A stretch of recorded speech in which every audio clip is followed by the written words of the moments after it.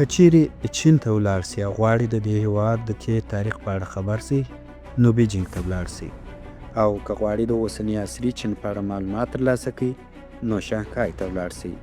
خو که غواړي د چین راتلونکی وویني نو شینجن ته ولاړ سي، او زه له دې خبرې سره موافق یم. شینجن یو تازه ځوان ژوندی او پرمختللی ښار دی چې ښاري پلانونه یې پر دوامداره پرمختګ، اغیزمن عامه ترانسپورټ او په سمارټ ټکنالوژیو سمبال دی. دا ښار په چین کې له غوره او عصري ښوونځیو په خاطر هم ډېر شهرت لري. د شینجن ډېری ښوونځي او د هغه ټولګي په هوښیارو یا سمارټ ټکنالوژیو سره مجهز دي چې پکې ډیجیټل تختې، ټابلیټونه او انلاین زده کړې شامل دي. دلته د ټکنالوژي یو ځای کول د زده کړې د پروګرام یوه عامه برخه ده چې پکې د کوډینګ، روبوټس او مصنوعي ځیرکتیا روزنه هم ورکول کیږي. زه به تاسو ته د دغسې ښوونځیو څخه د یو ښوونځي مثال در وښیم. دا یو عادي عالي لیسه ده چې پراخې او زرغونې ساحې لري. دا د ساینس کتابتون دی. دا بیا د لوړ کیفیت لرونکو سکرینونو، په پابجي انټرنیټ او د بیولوژي ازمایښتي سامانونو مجهز ټولګی دی. دا بیا د روبوټس لابراتوار دی د کوم په اړه چې موږ خبرې کولې.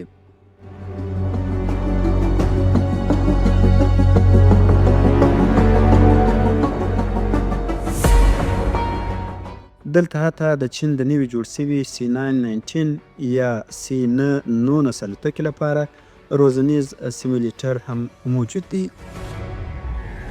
زده کوونکي کولی سي د دې مصنوعي ځیرکتیا لابراتوار ته هم راسي.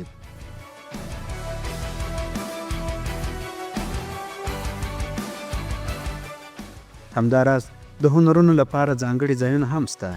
دا بیا د نڅا یا ایشلي د تمرین سالون دی. دا بیا د موسیقۍ ټولګی ده، او دا هم د تیاتر سالون. سپورټي فعالیتونه هم دلته ډېر ارزښت لري، نو ځکه د ورزش او د بدني روزنې لپاره بیلابیل میدانونه هم موجود دي. دا هم د همدې ښوونځي د خوراک ځای یا کانتین او د زده کوونکو لیلیه ده.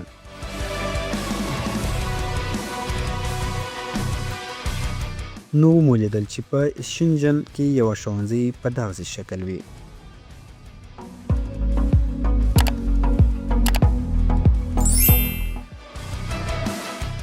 زه به تاسو ته د چین د راتلونکي ټولګي یا کلاس روم آف د فیوچر یو مثال هم در وښیم. زه نن راغلی یم یوې ټکنالوژیکي کمپنۍ ته. دا کمپنۍ د پونجن په ولایت کې فعالیت لري. د زده کړې لپاره نوې ټکنالوژي رامنځته کوي. دوی اکثره د ټکنالوژي هغه توکي جوړوي چې عموماً نن او په راتلونکي کې په ټولګیو کې استعمالیږي. یو له مهمو پروژو یا محصولاتو څخه چې دا برانډ یا لیډرش پرې کار کوي د راتلونکي ټولګي بڼه لري. زه دا اصطلاح ځکه کاروم چې موږ په دې ښوونیز ځایونو کې د ټکنالوژي پراخ ادغام وینو چې هدف یې د زده کړې پروسه لا اغېزمنه او نوي کول دي. په چین کې چارواکي د ښوونې او روزنې لپاره سترې پانګونې او هڅې کوي، او همدا لامل دی چې دا ډول شرکتونه د پرمختللې ښوونیزې ټکنالوژي پراختیا ته دوام ورکوي. د 9 کلونو اجباري زده کړو پروګرام چین په 1988 زیږدیز کلونو کې عملي کړ چې پکې 6 کاله ابتدایي ښوونځی او 3 کاله متوسطه شامل دي. چین شاوخوا 1,50,000 ابتدایي ښوونځي لري چې 1.5 میلیونه زده کوونکي پکې زده کړې کوي، چې دا یو لوی تعداد دی.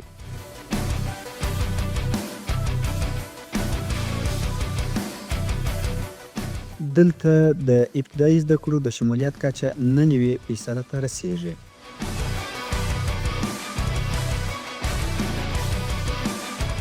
موږ اوس مهال د ټولګي لپاره د استعمالېدونکو څراغونو معاینه کوو. نن ورځ هڅه کیږي دا څراغونه ډېر زیات وکاریږي. هغه لوړ څراغونه چې تاسې یې لوړ وینئ دوی رڼا مستقیم زده کوونکو ته استوي. په ټوله ټولګي کې رڼا نه خپرېږي.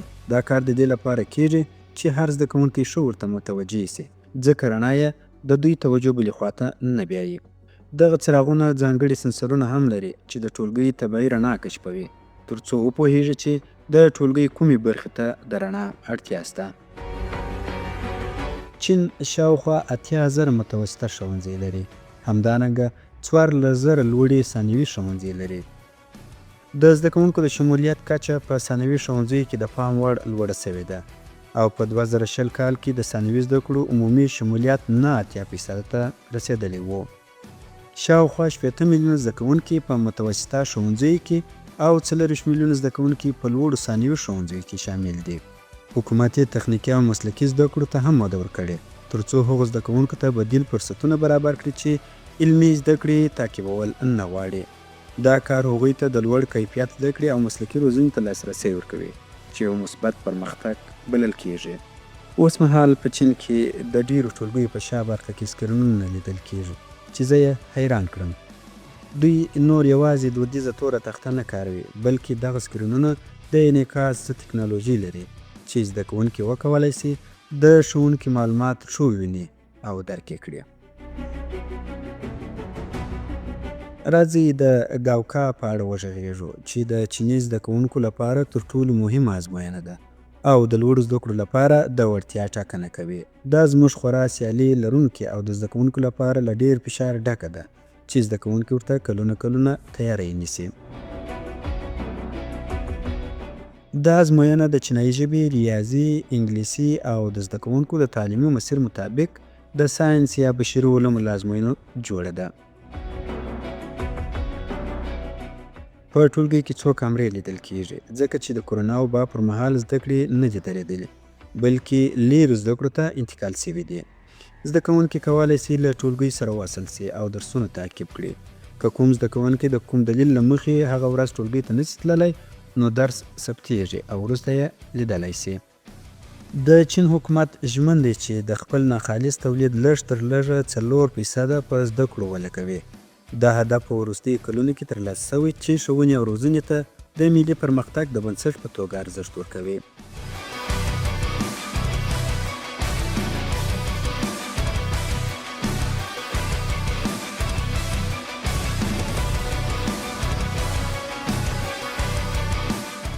د 2020 کال لپاره د چین د زده کړو ټولیز لګښت 5.3 تریلیون ین و چې شاوخوا 810 میلیارد ډالر ته رسیږي. دا د ښوونې او روزنې په سکتور کې د پام وړ پانګونه ده.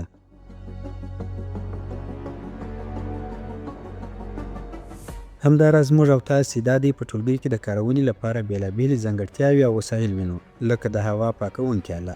که یو کوچنی ناروغ یا لا یې نښه نه وي څرګنده شوې دا لا هم امکان لري چې ویروس ټولګي ته انتقال کړي. دا ډول وسایل کولی شي د ټولګي هوا پاکه کړي چې دا یو ډېر هوښیار او جالب اقدام دی.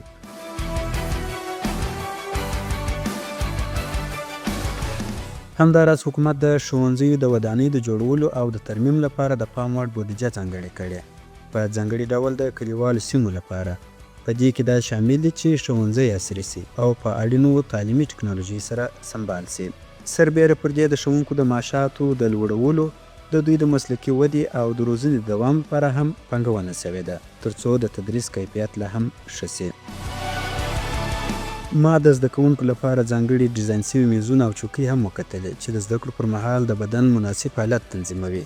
د مثال په ډول دا چوکۍ چې دلته د تنظیمېدونکی ډیزاین لري ترڅو کوچنیان د درس پر مهال آرام احساس کړي. د چین په ښوونځیو کې د لنډ استراحت یا بیده کېدلو وخت هم ځانګړي ارزښت ورکول کیږي او زده کوونکي د ټولګي پر مهال د بیده کېدلو ځانګړي وخت لري. دا میزونه هم د دې لپاره دي چې زده کوونکي ورباندې ځان استراحتمن کړي. زه به تاسو ته مثالونه وښیم.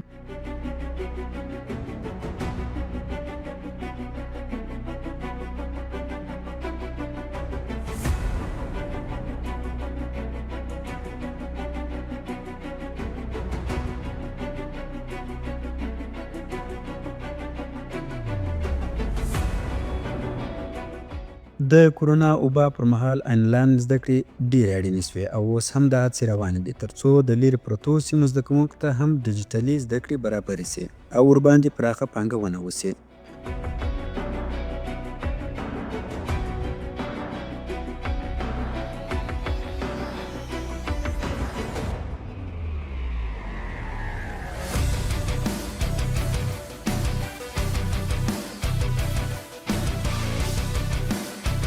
په چین کې اوس ګڼ شمېر منځني او عالي ښوونځي دغه پرمختللې ټکنالوژي په دوامداره توګه استعمالوي لکه دغه پرمختللي څراغونه، سمارټ تختې، د هوا تصفیه کوونکې آلې او د نورو وسایلو څخه هم استفاده کیږي ترڅو زده کوونکو ته د زده کړې غوره چاپیریال برابر سي.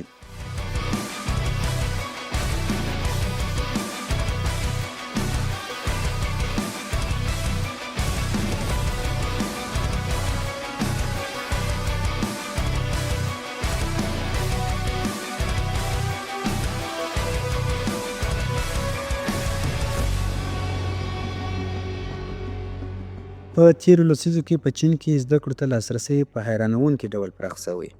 د ابتدایي زده کړو د پراخېدو سربیره دوهمې او لوړې زده کړې هم پراخې شوي دي او د ښاري او کلیوالي سیمو ترمنځ د زده کړو توپیر هم کم شوی دی. دا د چین لپاره یو لویه بریا ده او لا هم ګړندي ګامونه اخلي ترڅو په نړۍ کې د ټولو سره سیالي وکړي.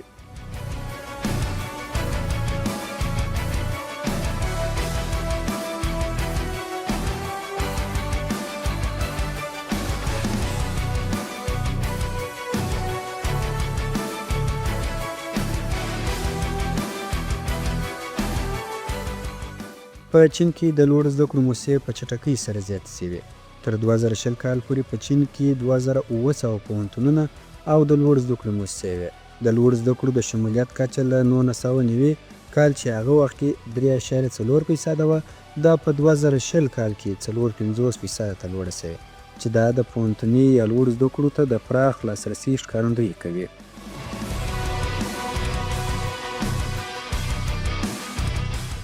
زه به همداسې د پرمختګ لپاره نورې همداسې ویډیوګانې هم ستاسې سره شریکې کړم.